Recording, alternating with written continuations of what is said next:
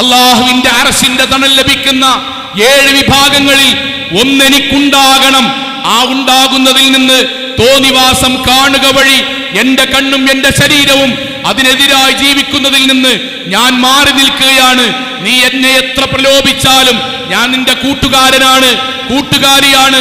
കല്യാണത്തിന് ഒന്നിച്ചുണ്ടാകും, സൽക്കാരത്തിന് ഒന്നിച്ചുണ്ടാകും, പഠനത്തിൽ ഒന്നിച്ചുണ്ടാകും. പക്ഷെ ദീനിന്റെ വിഷയത്തിൽ നീ എന്നെ പിന്തിരിപ്പിച്ചാലും ഞാൻ സ്വർഗത്തിന് വേണ്ടി ജീവിക്കുന്നവനാണ് എന്ന് പറയാനുള്ള ചങ്കൂറ്റത്തിന്റെ പോരാട്ട വീര്യം, അതാണ് ക്യാമ്പസിൽ ഉണ്ടാകേണ്ടത്. അസ്സലാമു അലൈക്കും വറഹ്മത്തുള്ളാഹി. അൽഹംദുലില്ലാഹ് വസ്സലാത്തു വസ്സലാമു അലാ റസൂലില്ലാഹ് വഅലാ ആലിഹി വസഹ്ബി അജ്മഈൻ. അമ്മാ ബഅദ്. തഖ്വല്ലാഹി ഇബാദല്ലാഹ്. സ്നേഹാദരണീയരായ വിദ്യാർത്ഥിനികളെ, ജീവിതത്തിൻ്റെ എല്ലാ മേഖലകളിലും റഹ്മാനായ അള്ളാഹുവിൻ്റെ വിധിവിലക്കുകൾ കഴിവിൻ്റെ പരമാവധി സൂക്ഷിച്ച് നല്ല ഭക്തരായി ജീവിക്കണം എന്ന് എന്നോടെന്ന പോലെ ഓരോരുത്തരോടും ഉണർത്തുകയാണ്. അള്ളാഹു നമ്മെ എല്ലാവരെയും അനുഗ്രഹിക്കുമാറാകട്ടെ. 1-2 വർഷങ്ങൾക്ക് മുമ്പ് ഇതുപോലെ ക്യാമ്പസ് വിദ്യാർത്ഥികൾക്ക് വേണ്ടി ഒരു ക്ലാസ് എടുക്കുന്ന സമയത്ത് ആ ക്ലാസ്സിൻ്റെ അവസാനം ഞാൻ ഓതി വെച്ചത്, അവസാനിപ്പിച്ചത് സ്ക്രീനിൽ കാണുന്ന ആയത്താണ്. ആ ആയത്തിൽ അല്ലാഹു സുബ്ഹാനഹു വ തആലയോട് നമ്മൾ നടത്തുന്ന യാചനയാണ്. അല്ലാഹുവേ, ദീൻ എന്താണ് എന്ന് ഞങ്ങൾക്ക് മനസ്സിലായിട്ടും എങ്ങനെയാണ് ഞങ്ങൾ ജീവിക്കേണ്ടത് എന്ന് ഞങ്ങൾ പഠിച്ചിട്ടും ഞങ്ങൾ അതിന് തയ്യാറാകാത്തത് മൂലം പരലോകത്ത് ഭയാനകമായ നരകം നേരിട്ട് കാണുമ്പോൾ നമ്മൾ അള്ളാഹുവിനോട് നടത്തുന്ന യാചനയാണത്.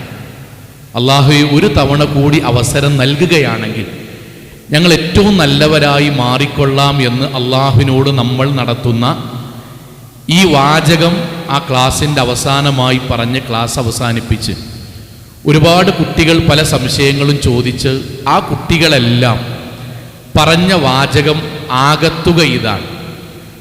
അദ്വരൊക്കെ പറഞ്ഞത് ഞങ്ങൾക്ക് ആഗ്രഹമുണ്ട് എന്നാണ്.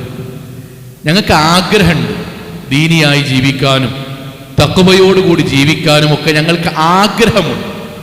സഹോദരങ്ങളെ, അവിടെയാണ് നമ്മൾ തുടങ്ങേണ്ടത്. ആഗ്രഹം മാത്രം മതിയോ? ആഗ്രഹം മാത്രം മതിയോ? നമ്മൾക്ക് സ്വർഗം കിട്ടണം എന്ന് നമ്മൾ ആഗ്രഹിക്കുന്നു, പക്ഷെ ആഗ്രഹം മാത്രം മതിയോ? ഞാൻ 2 വിദ്യാർത്ഥികൾ നിങ്ങൾക്ക് പറഞ്ഞുതരാം. ഒരാൾക്ക് മെഡിക്കൽ ഡോക്ടർ ആകണം എന്ന് വലിയ ആഗ്രഹമുണ്ട്. അവൻ ആഗ്രഹത്തെക്കുറിച്ച് വാതോരാതെ സംസാരിക്കുന്നു. അപ്പോൾ അവനോട് സംസാരിച്ചിട്ടുണ്ട്, എടാ എങ്കിൽ നല്ലൊരു എൻട്രൻസ് കോച്ചിങ്ങിന് നീ ചേരണം, നന്നായി പഠിക്കണം. അതിനവൻ്റെ മറുപടി, പരീക്ഷ എഴുതാൻ എനിക്ക് അത്ര വലിയ താല്പര്യമല്ല, കാരണം അത് റിസ്ക്കാണ്. കാരണം രാവിലെ എഴുന്നേൽക്കണം, പഠിക്കണം, അതിനുവേണ്ടി ചിലപ്പോൾ ഹോസ്റ്റലിലേക്ക് മാറേണ്ടി വരും, വീട് വിടേണ്ടി വരും. വാപ്പാനിമ്മാനും തൽക്കാലത്തേക്കെങ്കിലും കുറച്ചു കാലത്തേക്ക് പഠനവുമായി ബന്ധപ്പെട്ട് മാറി നിൽക്കേണ്ടി വരും. കല്യാണവും സൽക്കാരങ്ങളൊക്കെ എൻ്റെ ജീവിതത്തിൽ നിന്ന് പലതും പോകേണ്ടി വരും. അതിന് ഞാൻ റെഡിയല്ല എന്നാണ് അവൻ പറയുന്നതെങ്കിൽ, രണ്ടാമത്തെ ഒരു കൂട്ടുകാരൻ, അവൻ്റെ ജീവിതത്തിലെ വലിയ ആഗ്രഹം വിദേശത്ത് പഠിച്ച് സെറ്റിലാകണം എന്നാണ്. അവൻ്റെ ജോലിയും അവൻ്റെ പഠനമൊക്കെ അവിടെ ആകണം എന്നാണ് ആഗ്രഹം. അവൻ അതിനെക്കുറിച്ച്, അതിൻ്റെ ഒരുപാട് ഗുണമേന്മയെക്കുറിച്ച് അവൻ അറിയുന്നത് പറയാണ്. എങ്കിലടാ പെട്ടെന്ന് പാസ്പോർട്ട് എടുക്കുക എന്ന് പറയുമ്പോൾ അവൻ്റെ മറുപടി, പാസ്പോർട്ട് എടുക്കുക എന്നുള്ളൊരു ചൊറയല്ലേ, അതിന് നമ്മൾ പോയിട്ട് കുറേ ഫോട്ടോ എടുക്കണം, ഓൺലൈനിൽ അപേക്ഷിക്കണം, പോലീസ് എൻക്വയറി നടത്തണം, എനിക്കതൊന്നും ഇഷ്ടമല്ല എന്ന് പറയുകയാണെങ്കിൽ, സഹോദരങ്ങൾ, ഈ 2 വിദ്യാർത്ഥികളോടും നമ്മൾ എന്താ പറയാ? നിങ്ങളുടെ ആഗ്രഹം കുഴപ്പമില്ല, പക്ഷെ നടക്കൂല. എന്തുകൊണ്ടാണ് നടക്കാത്തത്? ആഗ്രഹം അങ്ങേയറ്റം ഉണ്ടാകാം, പക്ഷെ ആഗ്രഹത്തിനനുസരിച്ചുള്ള അധ്വാനം ഉണ്ടാകുമ്പോഴേ നമ്മുടെ ജീവിതത്തിൽ ഫലം കാണുകയുള്ളൂ. മക്കളെ, നമ്മുടെ ജീവിതത്തിൽ ഏറ്റവും വില കൂടിയത് എന്താണ്? ഈ ലോകത്ത് ഏറ്റവും വില കൂടിയത് എന്താണ്? $4.8 ബില്യൺ വില വരുന്ന ആഡംബര കപ്പലുകളുണ്ട്. അതാണോ? സ്വർണം കൊണ്ടും പ്ലാറ്റിനം കൊണ്ടുമാണ് അതിൻ്റെ പല ഭാഗങ്ങളും നിർമ്മിച്ചത്. അതാണോ? ലോകത്ത് ഇന്ത്യ രാജ്യത്തിൻ്റെ ബോംബെയുടെ മധ്യത്തിൽ 2 നിലകളിലായി 23 റൂമുകളുള്ള മുകേഷ് അംബാനിയുടെ $2 ബില്യണോളം വില വരുന്ന വലിയ അപ്പാർട്ട്മെന്റ് ഉണ്ട്. അതാണോ ലോകത്ത് ഏറ്റവും മൂല്യമുള്ളത്? നമ്മൾ ഇന്ന് കാണുന്ന BMW കാറോ അല്ലെങ്കിൽ ഏതെങ്കിലും വിലപിടിപ്പുള്ള ഫെറാറി കാറുകളാണോ ലോകത്ത് ഏറ്റവും വില കൂടിയത്? അല്ല. ലോകത്ത് ഏറ്റവും വില കൂടിയത് ഇന്ന സൽഅത്തല്ലാഹി ഹിയൽ ഗാലിയ, അല്ലാഹു നമ്മൾക്ക് നൽകാമെന്ന് പറഞ്ഞ വിഭവമാണ് ലോകത്ത് ഏറ്റവും വില കൂടിയത്. അതെന്താണ്? ഹിയൽ ജന്ന, അത് സ്വർഗമാണ്. ഈ ലോകത്തെ ഏറ്റവും വിലമതിക്കുന്നത്, ലോകത്തെ മുഴുവൻ, ഈ രാജ്യത്തെ മുഴുവൻ വസ്തുക്കൾ ചേർന്നാലും എത്താൻ കഴിയാത്തത്രയും മൂല്യമുള്ളത് അല്ല നമ്മൾക്ക് വേണ്ടി ഒരുക്കി വെച്ച സ്വർഗാണ്. ആ സ്വർഗം എന്ന് പറഞ്ഞാൽ സങ്കടങ്ങളില്ലാത്ത, ദുഃഖങ്ങളില്ലാത്ത, കുറ്റപ്പെടുത്തലുകളില്ലാത്ത, ഇരട്ടപ്പേര് വിളിക്കാത്ത, ബോഡി ഷെയ്മിംഗ് ഇല്ലാത്ത, ജീവിതത്തിൽ ആഗ്രഹിച്ച എല്ലാ ജീവിതവും കിട്ടുന്ന, ഓരോ സെക്കൻഡും ആനന്ദങ്ങൾ വർദ്ധിച്ചുകൊണ്ടേയിരിക്കുന്ന, നമ്മൾ ഇന്ന് അനുഭവിക്കുന്ന മുഴുവൻ ടെൻഷനും ഇല്ലാതെയാക്കുന്ന മനോഹരമായ സ്വർഗം. ഒന്നുകൂടി പറയാൻ, നമ്മൾക്ക് അറിയാൻ വേണ്ടി മരണപ്പെട്ടു പോയ മാതാപിതാക്കൾ ഉണ്ടെങ്കിൽ, വിശ്വാസികളാണെങ്കിൽ അവരെ തിരിച്ചു കിട്ടുന്ന സ്വർഗം.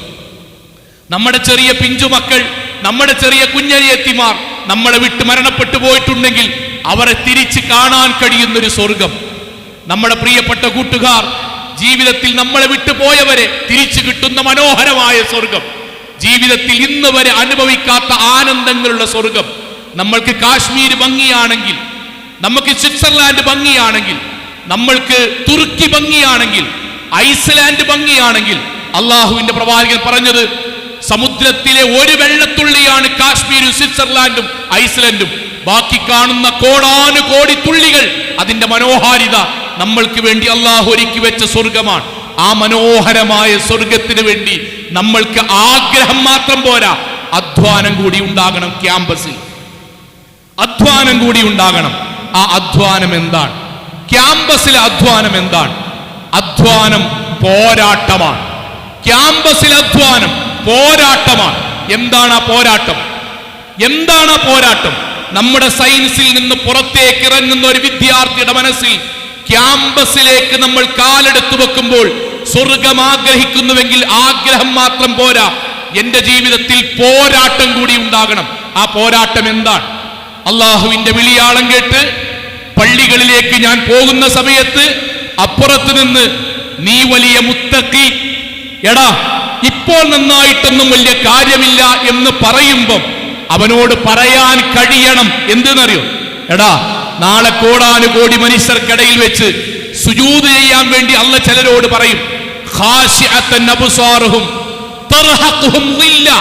ആ സമയത്ത് ഹൃദയം ബേജാറായി, കണ്ണിൽ നിന്ന് കണ്ണുനീർ വന്ന് അള്ളാഹുവിന്റെ മുന്നിൽ വിറയാർന്നു നിന്ന് അവസാനം കോടിക്കണക്കിന് മനുഷ്യർ അള്ളാഹുവിനെ കാണുമ്പോൾ സുജൂദ് ചെയ്യാൻ കഴിയുമ്പോൾ നമസ്കരിക്കാത്തതിന്റെ പേരിൽ അള്ളാഹുവിനെ കണ്ടിട്ട് പോലും പരലോകത്ത് വെച്ച് സുജൂദ് ചെയ്യാൻ കഴിയാത്ത ഹതഭാഗ്യവാന്മാരുടെ കൂട്ടത്തിൽ ഞാൻ ഉൾപ്പെടാൻ തയ്യാറല്ല എന്ന് പറയാനുള്ള പോരാട്ടം അതുണ്ടാകണം. നമ്മുടെ കൂട്ടുകാർ ആരെങ്കിലും പൊടിയായോ വെള്ളമായോ സിറിഞ്ചായോ സ്റ്റിക്കറായോ ഏതെങ്കിലും കലാലയത്തിൽ നടക്കുന്ന ആഘോഷം പാർട്ടി DJ പാർട്ടികളിൽ പോയെങ്കിലേ ആണാകൂ, അല്ലെങ്കിൽ എന്ത് ലൈഫാണടാ നീ നിന്റെ 65 വയസ്സുള്ള ബാപ്പയെയും 85 വയസ്സുള്ള വല്യാപ്പയെ പോലെ തന്ത വൈബായി ജീവിക്കുകയാണടാ എന്ന് പറയുമ്പോൾ അവനവന്റെ നാവിലൂടെ നായയെപ്പോലെ കേല നെഞ്ചിലേക്കൊട്ടി ഉറ്റി ഉറ്റി പരലോകത്തെ മുഴുവൻ ആളുകളും ദുർഗന്ധം കൊണ്ട് മൂക്കുപൊത്തി ഈ വരുന്നവൻ ലഹരി ഉപയോഗിച്ചവനാണ് എന്ന് ലോകത്തെ മുഴുവൻ ആളുകൾക്കും അവിടെ വെച്ച് മനസ്സിലായി. അള്ളാഹു നരകത്തിന്റെ ആഴിയിലേക്ക് ഇടുന്ന ഭയാനകതയിലേക്ക് പോകാൻ ഞാൻ തയ്യാറല്ല, നമ്മൾ കൂട്ടുകാരാണ്, പക്ഷെ ഞാനതിന് തയ്യാറല്ല എന്ന് പറയാനുള്ള പോരാട്ടം, ആ പോരാട്ടം ഉണ്ടാകണം. അള്ളാഹു നിശ്ചയിച്ച മനോഹരമായ വേഷം എന്താണടി? നമ്മുടെ തലയുടെ പകുതി ഭാഗം കണ്ടാൽ എന്താണ് കുഴപ്പം? കഴുത്ത് കണ്ടാൽ എന്താണ് കുഴപ്പം? നമ്മുടെ ശരീരത്തിന്റെ മുൻകൈയുടെ മുകൾ ഭാഗം കണ്ടാൽ എന്താണ് കുഴപ്പം? മനസ്സ് നന്നായാൽ പോരെ? എന്തിനാണ് വേഷം നോക്കുന്നത് എന്ന് ഫെമിനിസ്റ്റുകളും ലിബറൽവാദികളും പറയുമ്പം മനസ്സ് നന്നാകുന്നതോടൊപ്പം എന്റെ കാരുണ്യവാനായ അള്ളാഹു നൽകിയ ഈ വേഷവും എന്റെ ഈ ശരീരവും അള്ളാഹുവിന് പ്രിയപ്പെട്ടതായി ഞാൻ ഉപയോഗിച്ചിട്ടില്ല എങ്കിൽ 70,000 മൈലുകൾ ആഞ്ഞടിച്ച് വീശുന്ന സ്വർഗത്തിന്റെ വാസന പോലും ലഭിക്കാത്തവരിൽ ഞാൻ ഉൾപ്പെട്ടു പോകും. അതുകൊണ്ട് ഞാൻ ആ വാചകത്തിൽ നിന്റെ കൂടെയില്ല എന്ന് പറയാനുള്ള പോരാട്ടം.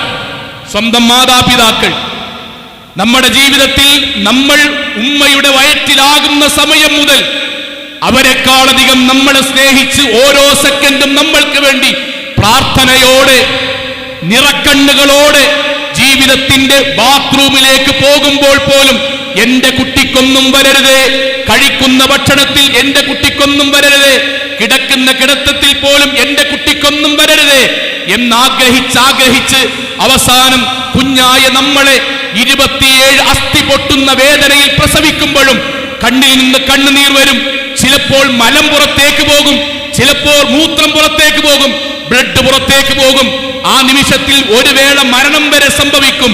എന്നാൽ പോലും നമ്മൾ അവസാനമായി കിട്ടുമ്പോ മാറോട് ചേർത്ത് വെച്ച് പടച്ചോനെ ഇങ്ങനെ ഒരു കുട്ടിയെത്തുന്ന നിനക്ക് അൽഹംദുലില്ലാ എന്ന് പറഞ്ഞ ആ ഉമ്മയെയും ഉപ്പയെയും വഞ്ചിച്ച് ഏതെങ്കിലും ഒരാളുടെ കൂടെ ഇറങ്ങിപ്പോയി അതൊരു വിപ്ലവമാണ് എന്ന് വിചാരിക്കുന്ന ആളുകൾക്കിടയിൽ വിപ്ലവമല്ല, ഉമ്മയുടെയും ഉപ്പയുടെയും തൃപ്തിയിലാണ് അള്ളാഹുവിന്റെ തൃപ്തി. ആ തൃപ്തി കിട്ടുന്നവനാണ് ഞാൻ. അങ്ങാടിക്കാരന്റെ തൃപ്തിയോ താന്തോന്നികളുടെ തൃപ്തിയോ അല്ല എനിക്ക് വേണ്ടത് എന്ന് പറയാനുള്ള ചങ്കൂറ്റത്തിന്റെ പോരാട്ട വീര്യം, ആ വീര്യമാണ് ക്യാമ്പസിൽ ഉണ്ടാകേണ്ടത്. എന്റെ മുന്നിലേക്ക് സൈറ്റുകളായി, ലിങ്കുകളായി, ഗ്രൂപ്പുകളായി അശ്ലീല വീഡിയോകളുടെയും ചിത്രങ്ങളുടെയും സൈറ്റുകളുടെയും പുതിയ പുതിയ രൂപങ്ങളും ടെലഗ്രാമുകളിൽ പുതിയ പുതിയ ഗ്രൂപ്പുകളും വന്ന് ചേർന്ന് നോക്കടാ. ഇതൊക്കെ നമ്മുടെ ഭാവി ജീവിതത്തിന് ആവശ്യമുണ്ടാകും. ഈ തോന്നിവാസങ്ങൾ കണ്ടു പഠിച്ചെങ്കിലേ ദാമ്പത്യ ജീവിതം നന്നായി കൈകാര്യം ചെയ്യാൻ കഴിയൂ എന്ന തോന്നിവാസങ്ങൾ കേൾക്കുമ്പം അള്ളാഹുവിന്റെ അർശിന്റെ തണൽ ലഭിക്കുന്ന 7 വിഭാഗങ്ങളിൽ ഒന്നെനിക്കുണ്ടാകണം. ആ ഉണ്ടാകുന്നതിൽ നിന്ന് തോന്നിവാസം കാണുക വഴി എന്റെ കണ്ണും എന്റെ ശരീരവും അതിനെതിരായി ജീവിക്കുന്നതിൽ നിന്ന് ഞാൻ മാറി നിൽക്കുകയാണ്. നീ എന്നെ എത്ര പ്രലോഭിച്ചാലും ഞാൻ നിന്റെ കൂട്ടുകാരനാണ്, കൂട്ടുകാരിയാണ്. കല്യാണത്തിനൊന്നിച്ചുണ്ടാകും, സൽക്കാരത്തിനൊന്നിച്ചുണ്ടാകും, പഠനത്തിലൊന്നിച്ചുണ്ടാകും. പക്ഷെ ദീനിന്റെ വിഷയത്തിൽ നീ എന്നെ പിന്തിരിപ്പിച്ചാലും ഞാൻ സ്വർഗത്തിന് വേണ്ടി ജീവിക്കുന്നവനാണ് എന്ന് പറയാനുള്ള ചങ്കൂറ്റത്തിന്റെ പോരാട്ട വീര്യം, അതാണ് ക്യാമ്പസിൽ ഉണ്ടാകേണ്ടത്. ആഗ്രഹം എല്ലാവർക്കുമുണ്ട് കൂട്ടരെ, ആഗ്രഹമെല്ലാവർക്കുമുണ്ട്. പക്ഷേ അധ്വാനിക്കാൻ ആരാണ് തയ്യാറുള്ളത് എന്നതാണ് അള്ളാഹുവിന്റെ ചോദ്യം. ആ പോരാട്ട വീര്യത്തിലേക്കാണ് സഹാബാക്കൾ വന്നത്. ബിലാൽ റളിയല്ലാഹു അൻഹു നെഞ്ചത്ത് കല്ല് കയറ്റി വെച്ച് മണരാരണ്യത്തിലൂടെ വലിച്ചെടുക്കപ്പെട്ടത് ഒരാളുടെയും സമ്പത്ത് മോഷ്ടിച്ചത് കൊണ്ടല്ല മക്കളെ, അല്ല. ഏതെങ്കിലും ഒരു പെണ്ണിനോട് അപമര്യാദയായി പെരുമാറിയത് കൊണ്ടല്ല, ഏതെങ്കിലും ഒരു മനുഷ്യനെ ക്രൂശിൽ തറച്ചത് കൊണ്ടല്ല, അല്ലാഹു അഹദ് എന്ന ദീൻ പറഞ്ഞത് കൊണ്ടാണ്. നിങ്ങളും ബിലാൽ റളിയല്ലാഹു അൻഹുവിനെ പോലെ ആകേണ്ടി വരും. അവർക്കാണ് സ്വർഗം. അവിടെ അബൂജഹൽ ഉണ്ടായിരുന്നു. അബൂജഹലിന് സത്യമറിയാത്തത് കൊണ്ടല്ല, നാട്ടുകാരുടെ കൂടെ കൂടിയില്ലെങ്കിൽ അവർ ഞങ്ങളെ ഒറ്റപ്പെടുത്തുമല്ലോ, നാട്ടുകാർ മോശം പറയുമല്ലോ, ഞങ്ങൾ പോരാത്ത ആളുകളായി മാറുമല്ലോ എന്ന ചിന്തയിൽ നിന്നാണ് അബൂജഹലുമാരുണ്ടായത്. നമ്മൾ അബൂജഹലുമാരല്ല ആകേണ്ടത്. നമ്മൾ ബിലാൽ ഇബ്നു റബ്ബാഹ് റളിയല്ലാഹു അൻഹുവിന്റെ പാരമ്പര്യമാണ് നമ്മൾക്കുണ്ടാകേണ്ടത്. ഞാൻ എന്റെ വാക്കുകൾ അവസാനിപ്പിക്കുകയാണ്. ഇതൊരു ഹൃദയത്തിലേക്ക് ചേർത്ത് വെക്കണം. ആഗ്രഹമുണ്ടായത് കൊണ്ട് മാത്രം പോരാ, അധ്വാനത്തിന്റെ പോരാട്ട വീര്യം, എല്ലാവരെയും സ്നേഹിക്കാൻ കഴിയുന്ന ഹൃദയവിശാലതയോട് കൂടി തന്നെ അവനവന്റെ ദീനിൽ ഉറച്ചു നിൽക്കാനുള്ള പോരാട്ട വീര്യം ഉണ്ടാകണം. ഹറാമിനോട്, തെറ്റിനോട് ഇല്ല എന്ന് പറയാനുള്ള പോരാട്ട വീര്യം ഉണ്ടായേ പറ്റൂ. കാലം അത് ആവശ്യപ്പെടുകയാണ്. സഹോദരങ്ങളെ, അള്ളാഹുവിന്റെ ഒരു വാക്കുണ്ട്, നമ്മൾ ഹൃദയത്തോട് ചേർക്കേണ്ട വാക്കാണ്. അള്ളാഹ് ചോദിക്കാൻ, അം ഹസിബത്തും, മക്കളെ, ഞാനടക്കം മക്കളെ, നമ്മൾ വിചാരിക്കുന്നുണ്ടോ അൻ തദ്ഖുലൽ ജന്ന, സ്വർഗ്ഗത്തിലേക്ക് പോകാമെന്ന് നമ്മൾ വിചാരിക്കുന്നുണ്ടോ? വലമ്മാ യഅലമില്ലാഹില്ലദീന ജാഹദൂ മിൻകും വയഅലമസ് സ്വാബിരീൻ, നമ്മളിൽ അള്ളാഹുവിന്റെ മാർഗത്തിൽ പോരാട്ടം നടത്തുകയും അതുവഴി ക്ഷമിക്കുകയും ചെയ്യുന്നവർ ആരാണ് എന്ന് അള്ളാഹുവിന് തിരിച്ചറിയാൻ കഴിയുന്ന രൂപത്തിൽ ജീവിക്കാതെ സ്വർഗം കിട്ടുമെന്ന് വിചാരിക്കുന്നുണ്ടോ? രണ്ട് രൂപത്തിൽ മുസ്ലിം കുട്ടികൾ ക്യാമ്പസിലേക്ക് പോകും. ഒന്ന്, അവിടെയുള്ള ആളുകളെ കൂടെ അവിടെ ഏതെങ്കിലും ഒരു ഗാനമേള ട്രൂപ്പ് ഉണ്ടെങ്കിൽ അതിൽ അംഗമാകും. പിന്നീട് MSMന്റെയും സ്റ്റുഡൻസ് വിങ്ങിന്റെയും പ്രവർത്തനത്തിൽ അവനെ കിട്ടില്ല. അവിടെ ഏതെങ്കിലും നാടക ഗ്രൂപ്പുകളിലേക്കോ സംഗീത ഗ്രൂപ്പുകളിലേക്കോ അവൻ കയറും. പിന്നെ അവിടെ ആണും പെണ്ണും തമ്മിൽ ഒന്നിച്ചു കൂടി കലർന്ന് പരസ്പരം കൈകൊടുക്കുന്നതിനോ മടിയിലിരിക്കുന്നതിനോ അവിടെ എന്തെങ്കിലും തോന്നിവാസം നടക്കുന്നതിനോ അവർക്ക് പ്രശ്നമുണ്ടാവുകയില്ല. എന്നാൽ അവിടെ രണ്ടാമത്തൊരു വിഭാഗമുണ്ട്. അവർ ആ ക്യാമ്പസിലെ എല്ലാ പാഠ്യവിഷയങ്ങളിലും പാഠ്യേതര വിഷയങ്ങളിലും ഒന്നാം സ്ഥാനമുണ്ടാകും. എല്ലാ മനുഷ്യരെയും ഒരുപോലെ കാണാൻ കഴിയും. ഏകോദര സഹോദരങ്ങളായി കാണും. അതോടൊപ്പം അള്ളാഹുവിന്റെ ദീനിൽ അവർ അടിയുറച്ചു നിൽക്കും. അതുവഴി അവർക്ക് ആക്ഷേപങ്ങൾ ഉണ്ടാകും. അതുകൊണ്ട് അല്ലാഹ് പറഞ്ഞു, ജിഹാദ് പറഞ്ഞ കൂടെ അല്ലാഹ് പറഞ്ഞു വയഅലമസ്വാബിരീൻ, ക്ഷമിക്കുവാൻ. വേഷം കണ്ടിട്ട് പറയും, നീ നിന്റെ വെല്ലിമ്മയെ പോലെ ആയല്ലോ എന്ന് പറയും. യുവാക്കളെ, നമ്മൾ വെള്ളിയാഴ്ചയും ജമാഅത്തിന് പള്ളിയിൽ പോകുമ്പം നീ ഇത്ര വലിയ മുന്തിയ ആൾ എന്ന് പറയും. നമ്മൾ നമ്മുടെ കൂടെയുള്ള ആളുകളെല്ലാവരും ഒരു വലിയെങ്കിലും നടത്തുമ്പോ വലിക്കാതിരിക്കുമ്പോൾ ആണാണോ എന്ന് ചോദിക്കും നമ്മളോട്. അവിടെ പറയണം, എന്റെ റസൂലുള്ള ആണാണെങ്കിൽ, എന്റെ റസൂലുള്ള പുരുഷനാണെങ്കിൽ, എന്റെ ഇസ്ലാം ദീൻ അന്തസ്സാണെങ്കിൽ, എന്റെ ആയിഷ റളിയല്ലാഹു അൻഹ നല്ലൊരു സ്ത്രീയാണെങ്കിൽ അതേ പ്രവാചകന്റെയും ആയിഷ ബീവിയുടെയും പാതയിലാണ് ഞാനുള്ളത്. അല്ലാതെ ഏതെങ്കിലും ഒരു ദിവസം മോട്ടോർ സൈക്കിളിൽ പോയി ലഹരി ഉപയോഗിച്ച് പെത്തടിനുപയോഗിച്ച് റോഡ് സൈഡിൽ തലകീഴായി മറിഞ്ഞ് ഒരൊറ്റ കുട്ടിക്ക് പോലും മയ്യത്ത് നമസ്കരിക്കാൻ പോലും തോന്നാത്ത വിധത്തിൽ ഈച്ചയാർക്കുന്ന ഒരാളായി മരണപ്പെട്ടു പോകാൻ താല്പര്യമില്ല എന്ന് പറയാനുള്ള പോരാട്ടത്തിന്റെ വീര്യം പ്രിയപ്പെട്ട മക്കൾക്ക് ക്യാമ്പസുകളിൽ ഉണ്ടാകണം. നിങ്ങൾ അവിടെ നീതിയുടെയും നന്മയുടെയും ദീനിന്റെയും തിളങ്ങുന്ന വിളക്കായി മാറണം. നാളെ പരലോകത്ത് ഒരു വിഭാഗം ആളുകളെ അള്ളാഹു നരകത്തിലേക്ക് പ്രവേശിപ്പിക്കുമ്പോ അവരോട് അള്ളാഹുവിന്റെ മലക്കുകൾ കൂടെ അവിടെയുള്ള ആളുകൾ കൂടി ചോദിക്കുന്നുണ്ട്, മാ സലഖകും ഫീ സഖർ. ചോദ്യം വളരെ പ്രധാനമാണ്. എന്തുകൊണ്ടാണ് ശരീരത്തിന്റെ ഓരോ രോമകൂപങ്ങളിലും 1000 വേദനയോടുകൂടി ആർത്തിരമ്പി വരുന്ന നരകത്തിന്റെ തീജ്വാലകൾ എന്തുകൊണ്ടാണ് മുസ്ലിമീങ്ങളായ നിങ്ങൾക്ക് കിട്ടിയത്? നിങ്ങളുടെ പിതാവും നിങ്ങളുടെ മാതാവും മദ്രസയിൽ വിട്ടില്ലേ? ബാങ്ക് കേൾക്കുന്ന പ്രദേശത്തായിരുന്നില്ലേ? ജുമാ ഖുതുബ കേട്ടിരുന്നില്ലേ? MSMന്റെ പ്രോഗ്രാമുകൾ പങ്കെടുത്തിരുന്നില്ലേ? പിന്നെ എന്തുകൊണ്ടാണ് ദീന് കേൾക്കാത്തവരെ പോലെ നിങ്ങളും നരകത്തിലെത്തിപ്പെട്ടത്? അതിന് 4-5 മറുപടി പറയുന്നുണ്ട്. ഒരു മറുപടി എന്താ അറിയോ? കുന്നാ നഖൂദു മഅൽ ഖായിലീൻ, ഞങ്ങൾക്കറിയാമായിരുന്നു നിസ്കരിക്കണം, പക്ഷെ ബാക്കിയുള്ളവരുടെ കൂടെ കൂടി ഞങ്ങൾ നിസ്കാരം ഒഴിവാക്കി. കുന്നാ നഖൂദു മഅൽ ഖായിലീൻ, ഞങ്ങൾക്കറിയാമായിരുന്നു പലതും തോന്നിയാസാണ്, പക്ഷേ ഞങ്ങളെ കളിയാക്കുമല്ലോ എന്ന് പേടിച്ച് തോന്നിയാസത്തിന്റെ കൂടെ ഞങ്ങൾ കൂടി.